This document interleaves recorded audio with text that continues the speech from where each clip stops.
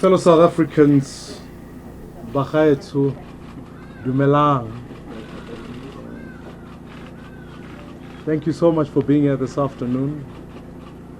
Let me first of all state that when I was elected leader of the DA in May 2015, just over 4 years ago, I went out of my way to set out a strong, a diverse, and an authentically South African organization that ultimately must remove the ANC from national government, and in turn work hard in that government to free the majority of South Africans from the shackles of poverty, indignity, and despair. It was first and foremost my love for this beautiful country and a deeply held conviction for justice that led me into the space of politics.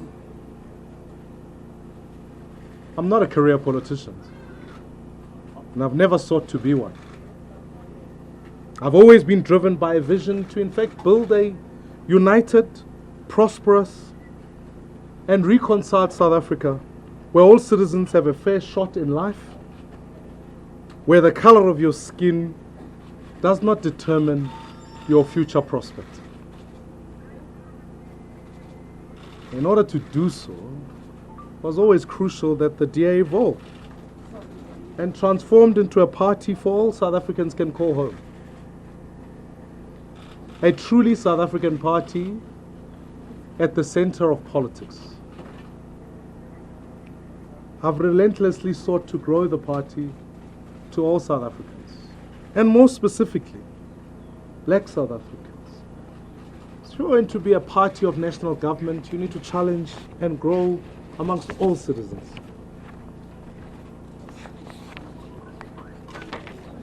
I indeed fundamentally believed that if the DA was to become a party of government, it needed to look, it needed to feel, and it needed to be a home and a place that would belong to all South Africans. And it's no secret that in fact the DA in its own history has been seen as a party for minorities.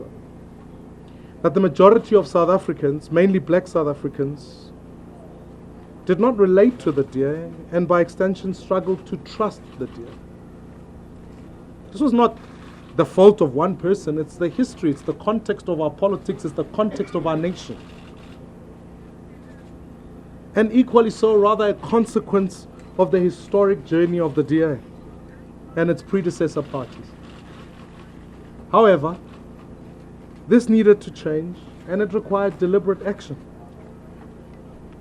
We began to campaign in many communities, specifically in Black communities, to spearhead growth.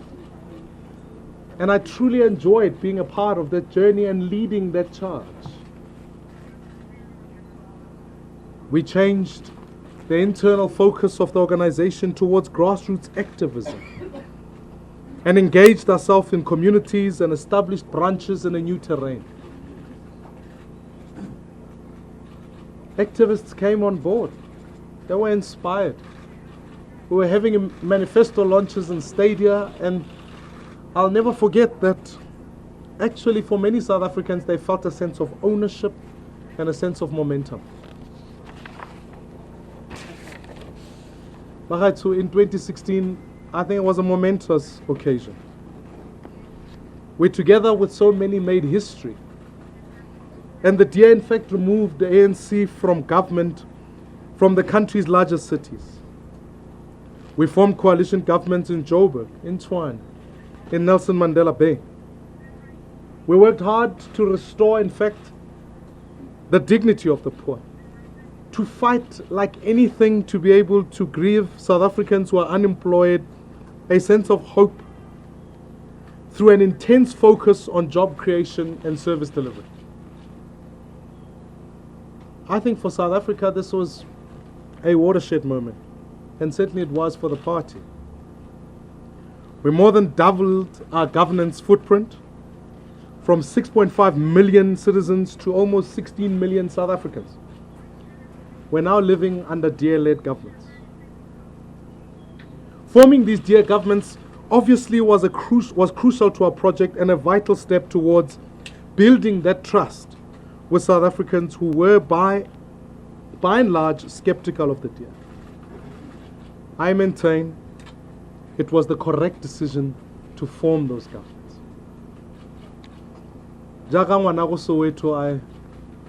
I've never been more proud of the fact that the city I grew up in under apartheid became a city that now was governed by a DA in a new South African party.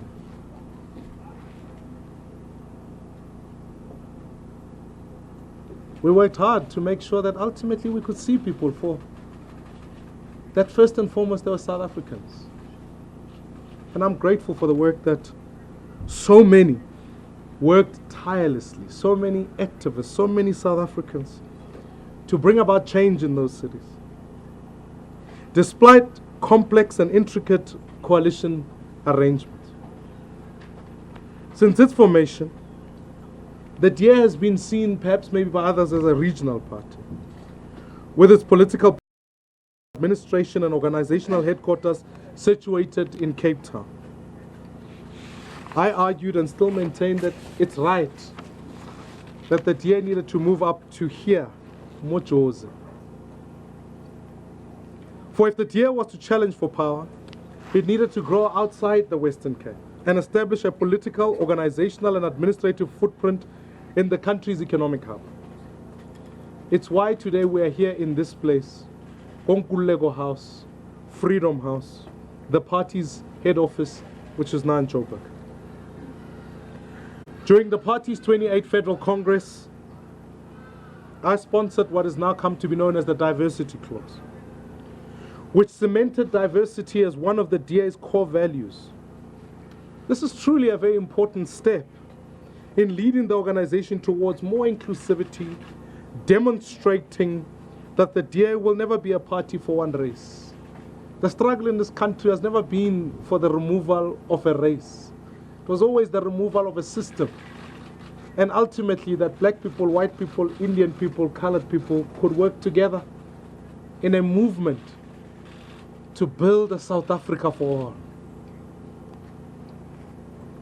And you know, even in our own organization, the diversity clause itself sought to say we must remove the obstacles of any exclusion to build greater diversity, to expand opportunities, particularly for young black candidates and activists within the party.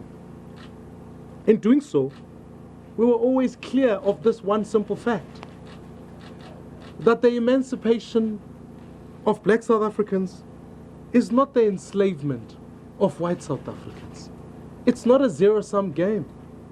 It's not an either-or. It's that together we can indeed build a South Africa for all.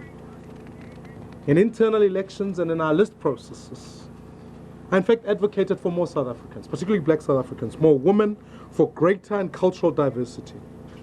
Again, I did so not by picking one race over another, but that ultimately we add to the journey towards a diverse party.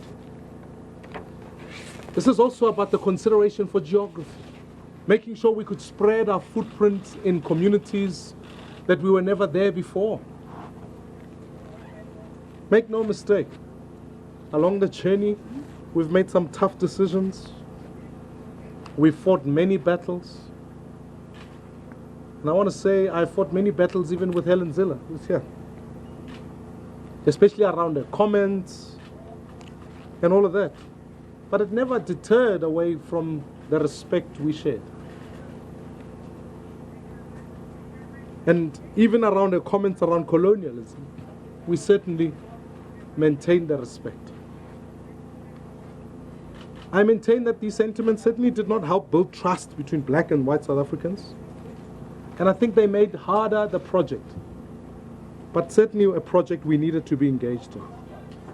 Because building trust in an organization, especially with voters, does take time. Yet, despite these challenges along the way, we are making great progress and will continue to do so.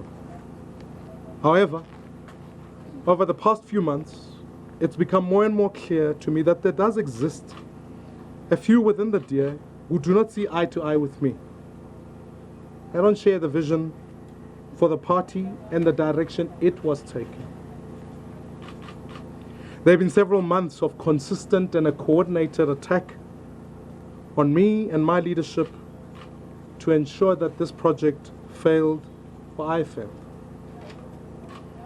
In fact, this extended to a campaign that was run on the front pages of the Afrikaans weekly paper in an attempt to undermine my name and my integrity. This cowardly behavior has put my wife and our kids in great danger as I watched, often in disgust, of the pictures of our home being published in our media and the dangers that went with that. Noma kunzi, noma kuyenyuka. Fellow South Africans, at the end of the day, the DA has always been but a vehicle to pursue and further the vision. I'm still committed to this vision, to inspire hope amongst the millions of South Africans, to seek justice for the wrongs of the past, to restore dignity to the millions, to heal our nation, to break down the barriers of entry into our economy, and to create work and meaningful opportunity, especially for young people, and ultimately to remove the ANC out of government. This is always in pursuit of that dream of building one united, prosperous, and reconciled South Africa for all.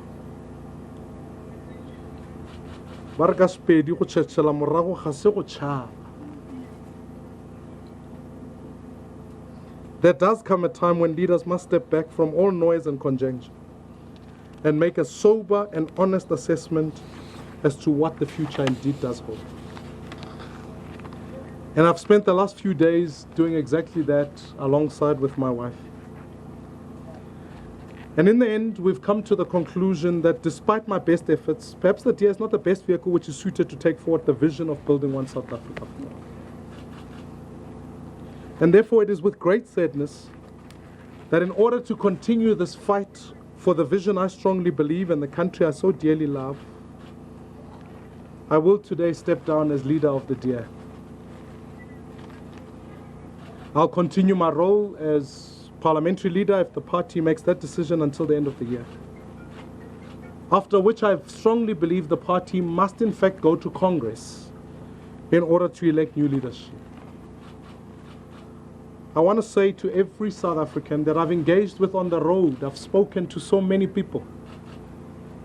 I will see you. I'll see you in your communities. I'll see you in your homes, for the struggle continues. I want to thank all the activists that I've worked with. So many people who have been so proud, who have put on DA shirts and even in the face of danger, campaigned for the organization. I want to thank every public representative, members of parliament, members of provincial legislatures, councillors. And I especially want to thank the staff members of the DA. You guys gave your all. You worked tirelessly despite what was happening. In particular, I've worked with so many, the different CEOs, strategists that I've worked with. But also in particular, I'd like to thank every provincial leader I have worked with over the past 4 years. Ke lebogela support ya lona and ndiabulela enkosi. I want to thank James Self, who I know is not here. James worked hard as the Federal Council Chair, and we served together throughout this time. I want to wish the DA success in future, and I also want to say to the new Federal Council Chair, Helen, I want to wish you the best in going forward as Federal Council Chair. I also want to thank my friend and colleague, someone I've worked with, Ethel Trollip, who is here with me today.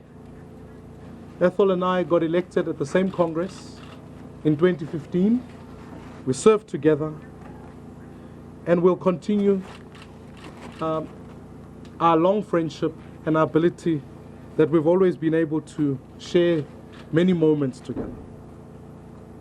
In closing, my family has taken a lot of stress. I want to thank my wife, I want to thank my kids, I want to thank my parents, who, for them, have always inspired hope. That even though they suffered so immensely under apartheid, they never taught us racism. They allowed us to build a mixed marriage,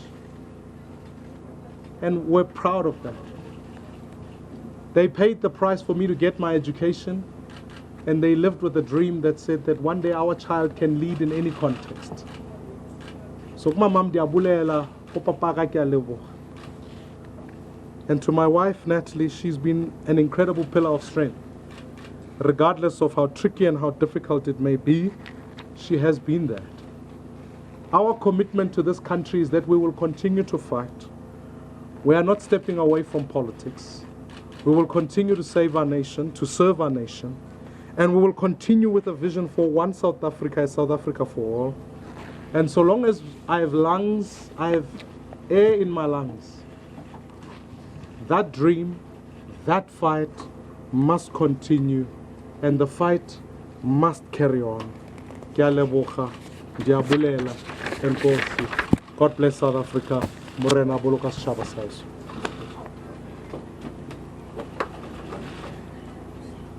Good afternoon, members of the media, South Africans, Democratic Alliance colleagues, members of Parliament, members of the legislature, councillors, our members, our activists, and our voters. I want to say that my decision today is not an easy decision. It has been taken after some considerable soul searching and some reflection, and it's a sad day for me. It has been an extraordinary privilege to serve this party in a number of capacities over the best part of my life. And I've been a public representative for a quarter of a century, and I've supported this party and its two predecessor parties for 1.5 decades before we formed the Democratic Alliance. So there have been some incredible highs and very few lows. When we formed the Democratic Alliance, it was a traumatic time for our party, but we took a decision to put the interests of South Africa first and to build a party for all South Africans. I had personal misgivings about it, but when the decision was made, I threw myself into that decision, and we saw incredible results. I had a number of highlights during that period, one of them being the leader of the opposition in Parliament. The other was being elected as the national chairman of the Democratic Alliance in 2015 when Mmusi Maimane was elected. And I'll never forget that at that Congress, a young, very talented, inspirational man inspired me when he said, "The Democratic Alliance is not a home for racists." He said that at his first press conference after being elected as the leader, and I was deeply inspired by that. Subsequent to that, probably the highlight of my political career was being elected as the mayor of Nelson Mandela Bay. Even the name of that municipality was not lost on me. In fact, it was a profound challenge and a great opportunity that I relished. And I relished most the fact that in the 2 years that I was the mayor, I was able to implement Democratic Alliance policies that showed a marked difference in that city and the lives of the people of Nelson Mandela Bay. A low light in that regard was when one political party in this country threatened us and tried to blackmail us as a Democratic Alliance, that if we didn't support them on the issue around expropriation without compensation, that they would cut the throat of whiteness. And it was my throat that was cut by the EFF and one of our coalition partners. And I would be remiss if I didn't say that they managed to convince one of our own to abstain from that voting, and the rest is history. And the slide in that city under the current coalition of corruption has been marked and depressing. 2016 was an incredible year for the Democratic Alliance. We met all the objectives that we set ourselves: to govern the city of Cape Town with an increased majority, to govern Nelson Mandela Bay, Johannesburg and Tshwane. Historic election.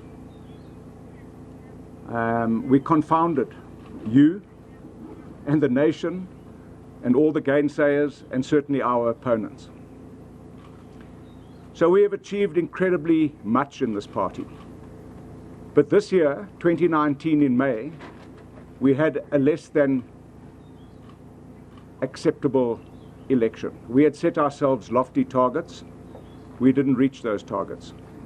In fact, we went backwards. And you'll remember at the press conference when the results were known, I said that we take collective responsibility. This confused some people because in the Democratic Alliance we're supposed to be a party of individuals. We most certainly do respect and protect the rights of individuals. But you can't be a team of individuals. And we were a magnificent team of people. We had 9 premier candidates across the country, and we had a team, One South Africa, of which I was part, and we did not achieve our objectives.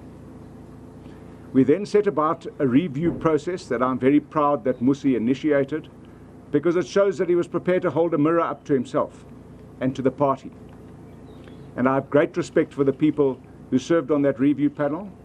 And I want to share with you that the presentation that I made to that review panel was one of the most difficult and traumatic I'd had in my life.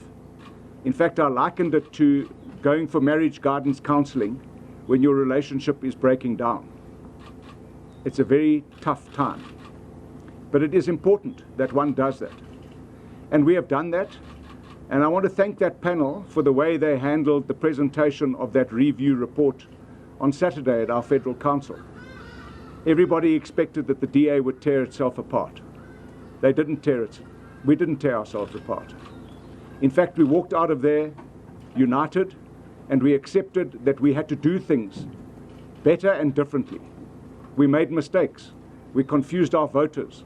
We prevaricated on important issues, and there was too much equivocation. So that report came up with some findings about the leadership of this party.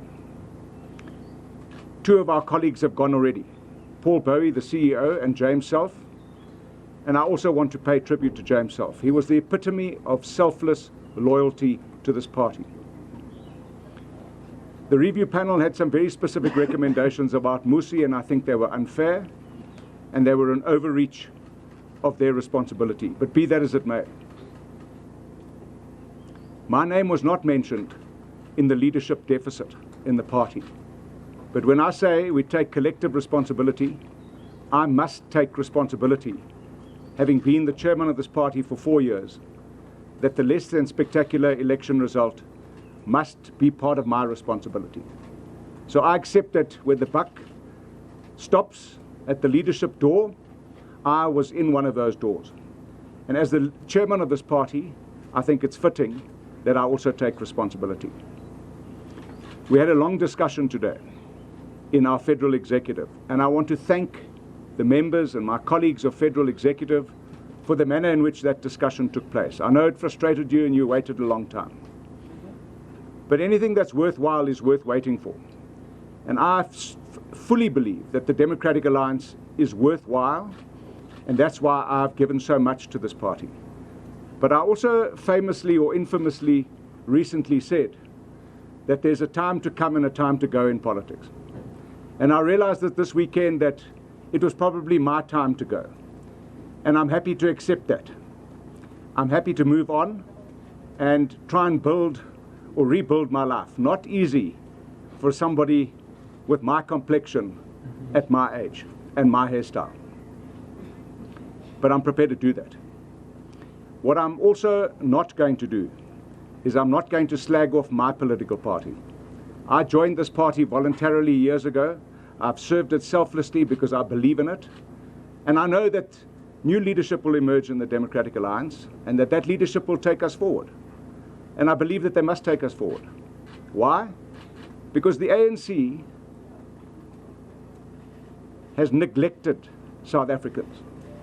The excesses of the ANC confound us on a daily basis. If you don't know what I'm talking about, consider the interview with Baleka Mbete on Al Jazeera, and you will see a party that is in complete denial. The Democratic Alliance is not a party in denial. The Democratic Alliance realizes that we have made mistakes. We have taken things for granted. We have taken voters for granted. And I know that we will learn from those lessons. And I wish my colleagues that have the responsibility to take this party forward and to protect the interests of all South Africans, to make sure that we have an effective opposition. We were the best opposition prior to 1994.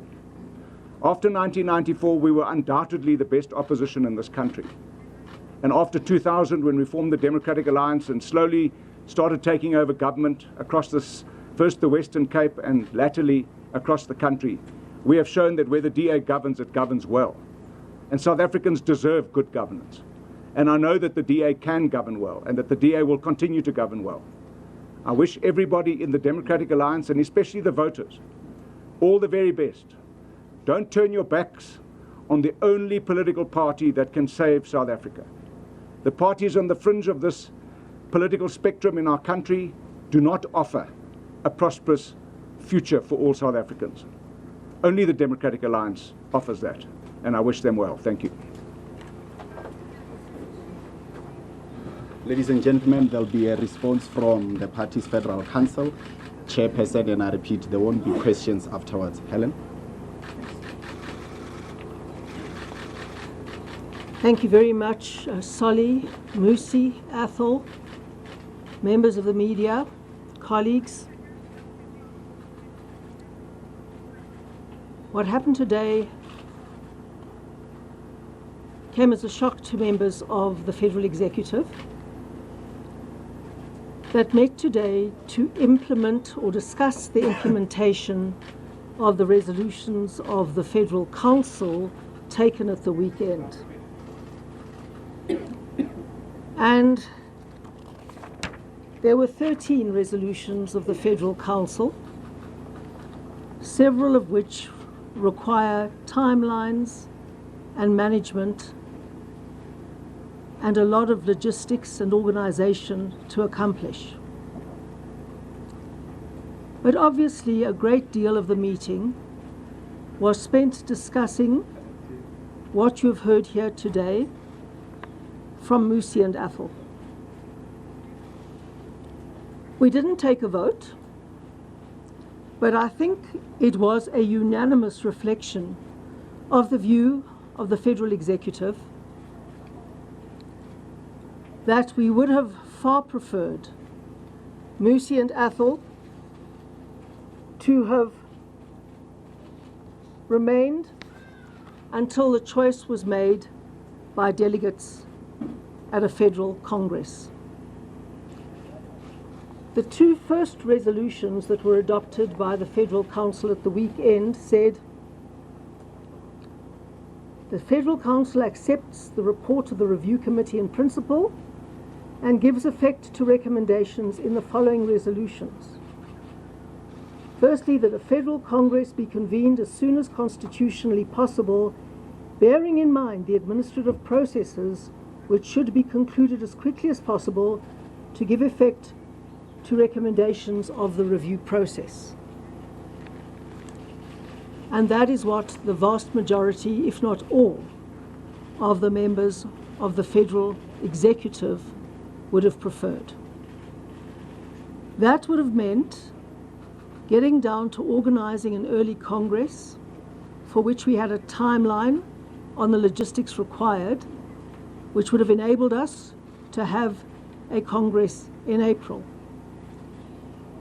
And then allow the Congress to make the critical decisions, especially about leadership, which is the most important decision that a Congress makes. Nevertheless, Mmusi and Athol, after an adjournment and considering the requests, came to a conclusion that only they can reach as individual human beings after speaking to their families. And so it was with much sadness that the Federal Executive understood and ceased arguing for the compliance with the resolution of the Federal Council, but accepted that they'd taken a decision because, as they see it, their positions have become untenable. We now have a challenging road ahead, but I, as Chair of the Federal Council and also Chair of the Federal Executive, want to pay a tribute to both Mmusi and Athol. Everybody knows the history of my intensive support for Mmusi, and as he says, we have disagreed at times, but I don't think there's any individual in a political party that doesn't disagree with someone at one time or another, because we're a democratic organisation and we have debates on policy issues and other issues. It has never diminished my respect for him and our capacity to discuss issues and to be cordial with each other. And I have equal respect for his wife, Natalie, for their children, and believe me, I know what kind of trauma they've been through. Politics is a very, very difficult space. As for Athol, I've lost count of the number of years that I have worked with him. Far, far longer than most other people in the party. We've been colleagues, working shoulder to shoulder. We've been competitors in toughly fought contests. We've devoted the whole of our adult lives. I'm slightly older than Athol, even despite his hairstyle. We have worked our entire adult lives for democracy in this country. And Mmusi remains very young and has a long and illustrious career ahead of him, working for democracy and inclusion and one South Africa for all, which remains all of our absolute commitment. We don't differ on that. We don't waver on that. We are all equally committed to that. But it is an enormously difficult path. Very few countries have achieved it. So I just want to say on behalf of the Federal Executive, salute and respect. And part of that salute and respect is to respect your decision. And I hope that our friendship and our debates and our disagreements will continue in good faith and in mutual love of our country and vision for the future, as they always have been. People will want to know where we go from here. Our Constitution makes provision for the fact that if a leader departs in unforeseen circumstances, the party chairperson takes over until a new leader can be elected. This is a rather unusual situation because both the leader and the chairperson have taken individual decisions at the same time. So before we rush into something that may not be constitutional and may not be appropriate, we are taking legal advice as to what the right path forward is constitutionally. And tomorrow we will convene a Federal Executive by teleconference to discuss that legal advice and to chart the way forward. I'm deeply moved by the commitment that both Mmusi and Athol have shown to the values and the vision that we all share that are set out in the first chapter of our Constitution, to which Mmusi, Athol and I have all in different ways made a major contribution. And I know that till our dying day we will work together for one South Africa for all in a country where the economy can grow and where everybody can be included on the path to prosperity. And the Federal Executive, and I'm sure I speak on behalf of the Federal Council, although I haven't consulted them, says thank you very, very much to both Mmusi and Athol for their contribution, and long may our cooperation and work and your participation in it continue. Thank you. Everyone, thank you very much for the long wait.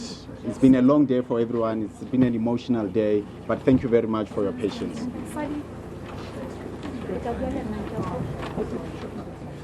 Ladies and gents, just in terms of... All right, so it's been dramatic announcements All